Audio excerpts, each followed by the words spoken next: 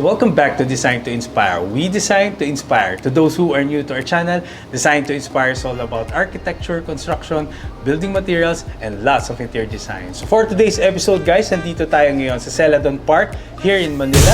This is a 55 square, 1-bedroom condominium unit na ating furnish from Bare.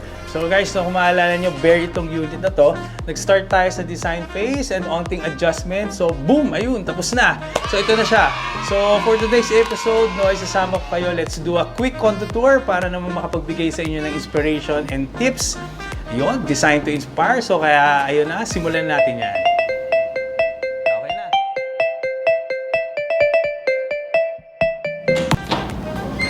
Hi guys! So for today's episode, tayo mag-turn over ng project natin sa ating client because later this afternoon, so may kita niya na yung buong itsura ng kandang condominium unit. Pero before that, I just want you to show kung ano yung naging itsura saka kung ano yung naging treatment natin dito sa project natin here in Celadon Park. So kung maalala nyo, ang itsura ng ating condominium dito sa Celadon Park gawa to actually ni Alveo eh. So, ito siya, bare project siya, all white, ceiling, white lang siya, as in, totally white, pero siya mga cabinetries and iba yung kulay.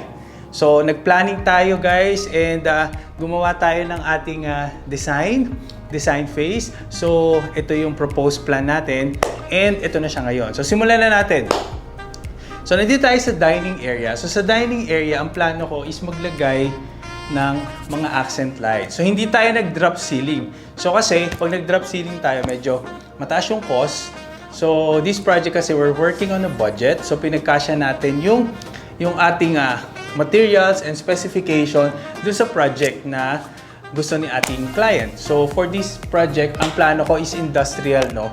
So, lahat ng abang natin sa ceiling ay hindi na tayo nag-drop ceiling. So, I use PVC electrical conduits. So, yun yung ginamit natin. So, mga PVC yan. Tapos, kinulayan natin into matte black finish para lalong mas specify yung mga pipes. Kasi, yung mga pipes na will be part of our design. So, number one, ang ating dining table. So, naglagay ako ng isang mahaba. This is around 1.3 meters. Yan. So, parang ano to eh. Parang mga platito eh. Hindi. So, mga platito. Gold brown siya ng mga plates. Tapos, ambient lighting siya. Enough to light our dining area. For our dining area, naglagay tayo dito ng simple lang. It's just a darker shade ng glass. This is around parang 10 mm, tempered glass. Tapos, ang tawag dito, proportional size ng mga armchair for the dining area. So, very simple lang. And then, yung walls natin, ang treatment natin sa walls dito is naglagay tayo ng brick wall.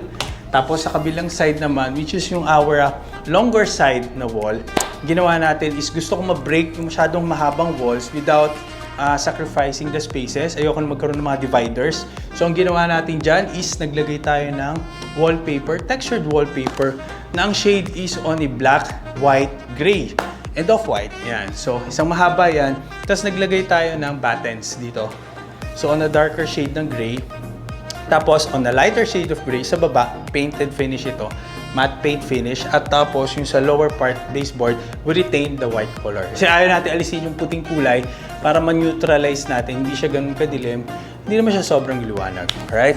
So, ito yung dining area natin.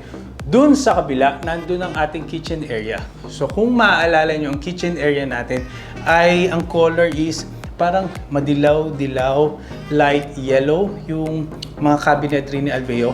So, ito yun. So, ang ginawa natin dito is ang ating wall. Andito kasi yung washroom, wash area. Nandyan ang ating tawag dito, washing machine and dryer. So, sa loob.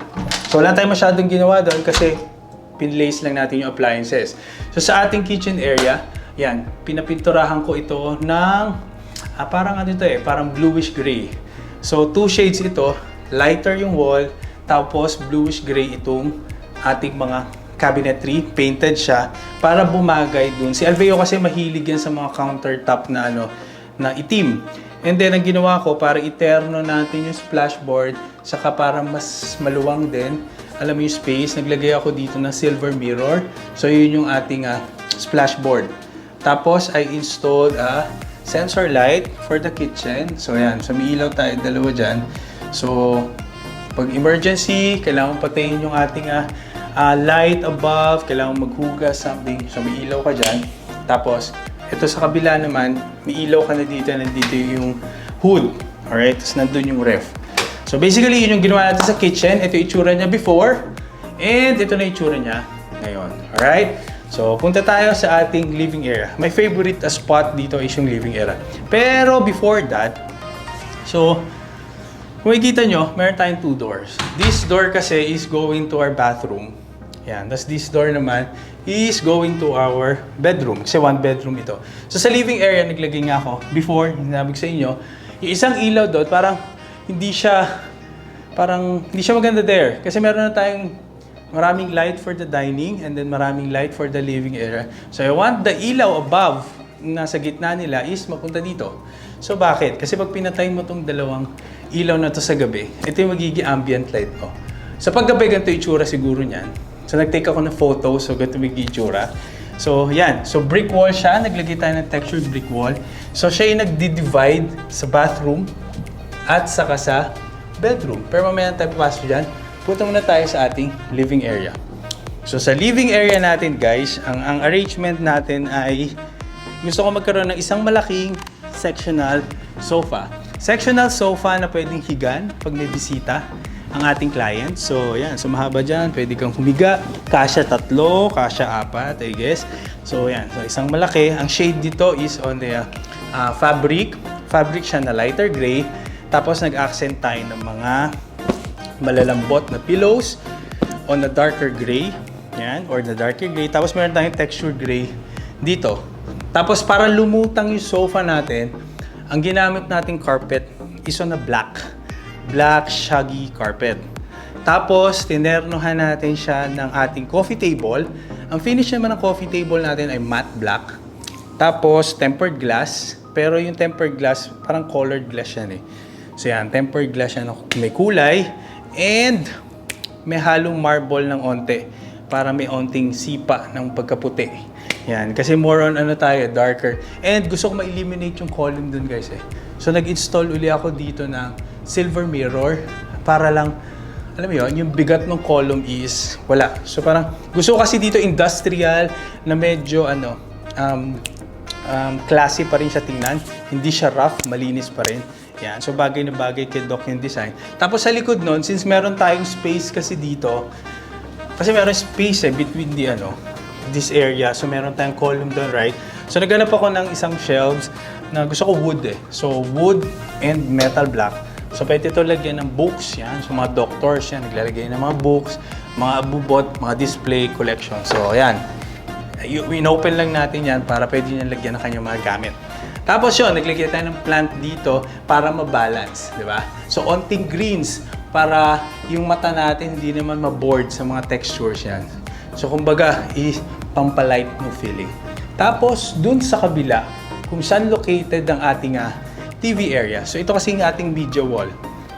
So meron tayong wood finish doon. So meron ulit tayong wood finish dito, which is our console. So nandyan ang ating drawers, yan, extra storages. Tapos maganda dito, yung pinaka top is on a matte finish pa rin. Then tinernohan natin ng lighter shade na artwork. So dito yan. So super super balance lang. Tapos yung TV na kinuha natin is the Samsung QLED ito eh. So around 65 inches na pwede mo siyang gawing painting. So wall mount natin siya, magandang backdraft doon sa brick wall. Pag ayaw mo gamitin yung TV mo, so meron ka ditong painting na napapalitan, di ba? Digital na, panalo. So punta naman tayo doon sa ating bathroom. Pero mamaya na, pakita ko muna sa inyo yung ating accent light. Maganda yung accent light dito. Kung maalala nyo, makikita nyo lang ito yung mga accent light sa mga lobby ng hotel, no? So I think bagay siya dito. Yan. So nilagay ko siya dito sa gitna. So yung accent light natin, pag nakikita ko to para to ang pangalan nito, si Star Wars, yung mga lightsaber. So meron tayong 1, 2, 3, 4, 5, 6, 7, 8, 9, 10. 10 blade siya, frosted blade, para i-distribute yung light ng maayos. Kasi kung maalala nyo, ang ceiling natin is ganito lang, tapos may isang bulb lang. So kung ganun lang, medyo malungkot tingnan, patay natin yung ilaw, guys. Tapos kahit patay yung ilaw niyan, sobrang cute pa rin tingnan. Actually, maganda pa rin yung ambience dito sa area na to, sa living area natin, kahit off yung light, kasi yung mood lighting, open mo lang yung window mo. Yan. Hi to Miss Jasmine. Si Miss Jasmine ang gumawa ng ating curtains. On a shade of gray ang ating curtains. So, buksan mo lang yan. Kumbaga, mood lighting ka pa rin, di ba? Ang ganda nung tama nung ilaw sa mga textures na nilagay natin and sa mga furnishing na nilagay natin. Anyway, punta na tayo dun sa ating bathroom.